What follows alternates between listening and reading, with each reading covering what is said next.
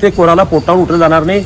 पण ती जागा जी स्पेसिफिक शिवाजी महाराजांची घेतलेली आहे, दिलेली आहे, ती जागा आम्ही घेतल्याशिवाय राहणार नाही. तिथं माझा पुतळा व्हायला चालेल मी मेल्यानंतर, पण तरी मी तो शिवाजी महाराजचा पुतळा केल्याशिवाय मी शांत बसणार नाही. याच विषयाला अनुसरून अनेक वेळा तुम्ही पैसे खाल्ले असा आरोप सुद्धा यांच्यावर लागलेला आहे. या विषयावर तुम्ही काय म्हणणार? This is Prime News. हर खबर पर नजर और खबर का सही असर जेड प्राइम न्यूज. नमस्कार, आज आम्ही उपस्थित आहे झेड प्राईम न्यूजवरती एक महत्त्वाची अशी बातमी घेऊन. बोदवड शहरामध्ये शिव स्मारकाचा मुद्दा हा मोठा गाजत आहे आणि याच मुद्द्याला घेऊन एकीकडे बोदवड व्यापारी तर दुसरीकडे विनोदभाऊ पाडर. नेमका विषय काय आहे? या स्मारकाला धरून एकीकडे निवेदन देण्यात येत आहे की जर अतिक्रमण निघालं तर कोणी आत्मदहन करेल, तर दुसरीकडे अतिक्रमण न निघाल्यास मी आत्मदहन करेल, असे वेगवेगळे निवेदन देण्यात येत आहे. याच विषयाला अनुसरून आज आमच्यासोबत जनसेवक विनोदभाऊ पाडर हे उपस्थित आहे. जाणून घेऊयात आज त्यांची प्रतिक्रिया. विनोदभाऊ नमस्कार. स्वागत आहे. बोला. शिव स्मारकाचा मुद्दा हा गेल्या अनेक वर्षांपासून गाजत आहे. 7 वर्ष. याच मुद्द्याला अनुसरून विविध प्रश्न आणि निवेदन दिले जात आहे. आज ही निवेदन दिले गेलेलं आहे आणि परत तुमच्या मार्फत एक पुन्हा नवीन निवेदन दिलं गेलेलं आहे. नेमका विषय काय आहे? या 100 व्यापारी एकीकडे आणि एकीकडे तुमचं निवेदन, तुमचा विरोध काय आहे अतिक्रमणाला आणि तुम्ही अतिक्रमण काढण्यासाठी ठाम का आहात? आता हा मी सविस्तर तुम्हाला हा मुद्दा सुरुवातीपासून घेतो. गेल्या 45 ते 50 वर्षापासूनचा हा विषय आहे. हा इथे कैलासवासी गुणवंतराव देशमुख सरपंच असताना त्यांनी एक ठराव केला होता आणि तो ठराव करून त्यांनी एक शिवसमितीसुद्धा स्थापन केली होती. गावातून वर्गणीसुद्धा झाली होती आणि तो तिथं शिवस्मारक करण्याचंही ठरलं होतं. परंतु ते शिवस्मारक तेव्हापासून तर आतापर्यंत अपुऱ्या अवस्थेत आहे. म्हणजे तिथे फार मोठं अतिक्रमण झालं आहे ते आपल्याला दिसत आहे. नंतर तो ठराव काही म्हणजे ग्रामपंचायतच्याच सदस्यांनी म्हणा किंवा यांनी तो प्रोसिडिंग गायब केलं. तो ते परत माझ्याकडे होती योगायोग. त्या प्रतच्या आधारे मी एक मोठं आंदोलन केलं आणि त्यावेळेस दुसरा ठराव नगर परिषद असताना करून घेतला. कृती आराखड्यात सुद्धा तो विषय घेतला आणि त्या स्पेसिफिक मलकापूर चौफुली येथील ती जागा जी आहे ती स्मारकाची जागा गुणवंतराव देशमुखांनी दिली होती. त्याच जागेचा ठराव आहे, ग्रामपंचायतचा आहे, नगरपंचायतचा आहे, विकास आराखडा आहे, सर्व डॉक्युमेंट त्याच जागेकरता आहे आणि माझी लढाई त्याच जागेकरता सुरू आहे. माझं असं काही म्हणणं नाही की पुढे गावातलं अतिक्रमण काढा किंवा कोणाला पोटावर उठवा, कुठली हातगाडी कुठली फळाची गाडी हलता कामा नाही, कारण त्यांचा व्यवसाय महत्त्वाचा आहे आणि त्यांच्या पाठीशी मी आहे. पण शिव स्मारक कधी झाल्याशिवाय राहणारी जागा मी घेणार आहे आणि शिव स्मारक या 30 जुलै मुदत दिली आहे प्रशासनाने. प्रशासन काय करते तो पाहू. प्रशासनही आम्हाला चांगल्या पद्धतीने सहकार्य करते.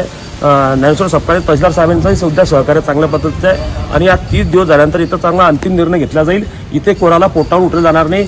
पण ती जागा जी स्पेसिफिक शिवाजी महाराजांची घेतलेली आहे, दिलेली आहे, ती जागा आम्ही घेतल्याशिवाय राहणार नाही. तिथं माझा पुतळा व्हायला चालेल मी मेल्यानंतर, पण तरी मी तो शिवाजी महाराजचा पुतळा केल्याशिवाय मी शांत बसणार नाही. नक्कीच तुम्ही बोललेले आहात, परंतु एक प्रश्न असाही उद्भवतो आहे की तुम्हाला या विषयासाठी पर्यायी जागा उपलब्ध करून द्यायलाचंही सुचवलं गेलं होतं असं आम्हाला माहीत पडलेलं आहे. आणि आज जो महत्त्वाचा मुद्दा आहे की बोदवड शहरामध्ये व्यवसाय करण्यासाठी जागा नाही आणि आज जे लोक व्यवसाय करत आहे त्यांच्या पोटावरती तुम्ही उठून गेलेला आहात अशी चर्चा मार्केटमध्ये सुरू आहे. महत्त्वाचा प्रश्न म्हणजे याच विषयाला अनुसरून अनेक वेळा तुम्ही पैसे खाल्ले असा आरोप सुद्धा यांच्यावर लागलेला आहे. या विषयावर तुम्ही काय म्हणणार? पैसे खाल्ले असते तर मी असं माझ्याकडे जी मोटरसायकल आहे तो एक मंत्रालयात मंगेश मोरे नावाचा मुलगा आहे, त्यानं मला ती दिलेली आहे चालवण्याकरता. म्हणजे मी स्वतःची मोटरसायकलसुद्धा घेऊ शकत नाही. ठीक आहे, आरोप शिवाजी महाराजांवरती झाले, महात्मा फुलेंवरती झाले, मी तो शुल्लक मनुष्य काही अडचण नाही. राहिला विषय की तुम्ही इथं जागा नाही आहे. बोदवडमध्ये एवढ्या जागा आहे की पूर्ण मार्केट जरी उठलं, आपल्याला मार्केट उठवायचं नाही पण उठलं एखाद्या वेळेस तर जिल्हा परिषद शाळा आहे तिथे जागा होईल. परत त्या मलकापूर चोपली भरपूर इथे बीयूटेटवर तुम्ही मोठमोठे कॉम्प्लेक्स करू शकता, ते दुकानं शिफ्ट करू शकता, तो एक विषय आहे. पण आपल्याला कुठल्या गावातली दुकानं काढायची नाही. स्पेसिफिक शिवाजी महाराजांच्या स्मारकाची जागा जी दिली आहे गुणवंतराव देशमुखांनी, जो त्यांचा ठराव आहे ग्रामपंचायतचा आणि जो नगरपंचायतचा ठराव आहे त्याच्याच आधारे मी मानतो तिथेच आम्ही जागा घेऊ असं माझं स्पष्ट मत आहे आणि ती मी भूमिका वारंवार स्पष्ट केलेली आहे. याच्यात कोणी गैरसमज करू नये. काल कोणत्या तर एका इसमाने निवेदन दिलं, त्याने सांगितलं की गावातलं अतिक्रमण निघालं तुम्ही आत्मदहन करेल आणि त्याला काय पोटतिडका आला, त्याचा तो व्यापारी नाही, तो प्रॉपर इथला राहणारा नाही. जर तो अशी भूमिका घेत असेल तर आम्ही आज भूमिका घेतली, मी दिली. हे शासकीय कामात सरकारी कामात हे अडथळा निर्माण करताय, कायदा सुव्यवस्था धोक्यात येते आहे. मी रात्री 200 मुलांना वापस पाठवलं. 200 मुलं जर रस्त्यावर उतरले तर काय होऊ शकते? इथं फार मोठी दंगल होऊ शकते, या विषय भडकू शकतो, कुठल्या कुठे जाऊ शकतो, शासना सुव्यवस्थेचा विषय निर्माण होऊ शकतो. त्याकरता मी हे निवेदन दिलेलं आहे या निवेदनावर कारवाई करण्याची मागणी संबंधित व्यक्तीवर मी केलेली आहे आणि प्रशासन त्याच्यावर कारवाई करेन असं आश्वासन सुद्धा मला मिळालं आहे. या निवेदनाची प्रत माझ्याकडे आहे. मी कागदाने मांडतो, मी विनाकारण मांडत नाही. याच्यामध्ये कोणी व्यापारी गैरसमज करून घेऊ नये. गैरसमज करसान व्यापारी मी ऑन कॅमेरा सांगतो तुमच्या अंगाशी येईल. मी 12 खात्याच्या मंत्र्याला घाबरलो नाही तर मी येतो. मी राजकारण हा विषय घेत नाही, मी घाबरत नाही. ज्या भाई मेरी ताकद एक ही है, मैं किससे डरता नहीं. पाटरे साहेब, मुद्दा भरकटून जातो आहे. महत्त्वाचा मुद्दा म्हणजे जे निवेदन दिलं गेलेलं आहे त्यांच्यासोबत व्यापारी संघटना, रस्त्यावरचे व्यापारी गेलेले आहेत आणि त्यांनी सांगितलेलं आहे की आम्हाला पोटावरून उठू नका. तुमची मागणी शिवस्मारकासाठी आहे. नक्कीच शिवस्मारकाची जागा निघायला पाहिजे. त्या शिवस्मारकाच्या जागेला लागून अनेक व्यापारी आपले उद्योग करत आहेत. तुम्हाला वाटत नाही का की एकदा जर बोदवड शहरातलं अतिक्रमण निघायला सुरुवात झाली तर मग माझं काढलं त्याचं का, असे प्रश्न उचलून दुसऱ्याचं अतिक्रमण निघणार नाही का? काय म्हणणं तुमचं तो याच्यावर? मुद्दा माझा नाही आहे, तो प्रशासनाचा मुद्दा आहे. प्रशासनाचा कोणी मालक आहे का?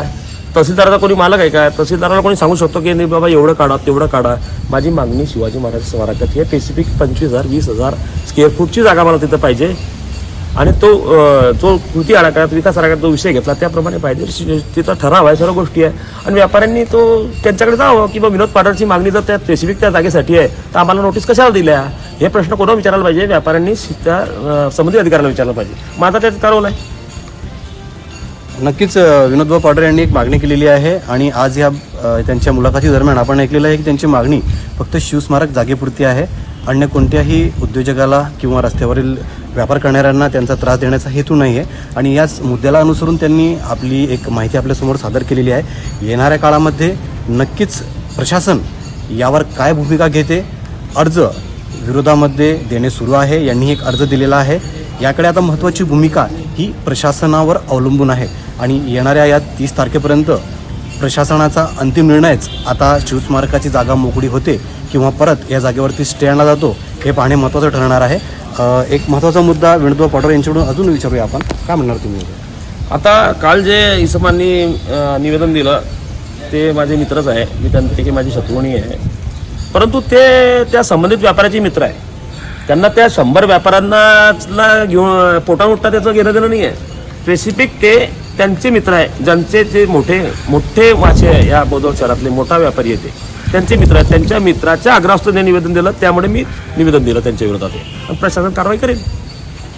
नक्कीच येणाऱ्या काळामध्ये या 30 दिवसामध्ये प्रशासन नेमकी कारवाई काय करते का पुन्हा एकदा यांच्या मागणीवर स्टे आणला जातो, परत यांना मुदत दिली जाते, हे पाहणेही महत्त्वाचं ठरणार आहे. तर नक्कीच येणाऱ्या काळामध्ये प्रशासनाची भूमिका आम्ही आपल्यासमोर पुन्हा एकदा मांडणार आहोत. ZPRIME जिया शेख, बोदवड. तो ऐसी ही खबरें लगातार देखने के लिए जुड़े रहे Z प्राइम न्यूज के साथ. आता आपल्याला जळगाव, भुसावळ, नाशिक, मुंबई, पुणे जाण्याची अजिबात गरज नाही, कारण आपल्या बोदवड शहरात आपण सुरू केले आहे सर्वात मोठा लॉन, तेही आपल्या बोदवडमध्ये. अग्रवाल लॉन बोदवड, पत्ता मलकापूर रोड, अग्रवाल नगर, जय मातादी, जिनिंग, बोदवड. बोदवड शहरात प्रथमच सुरू झालेले अद्ययावत व professional Darshika beauty parlour makeover, bridal makeup, HD, 3D, सायडर मेकअप. एक वेळ अवश्य भेट द्या. संचालिका सौ रेखा निवृत्ती ढोले. पत्ता Darshika beauty parlour, Bhusawal road, petrol पंपाच्या पुढे, बोदवड.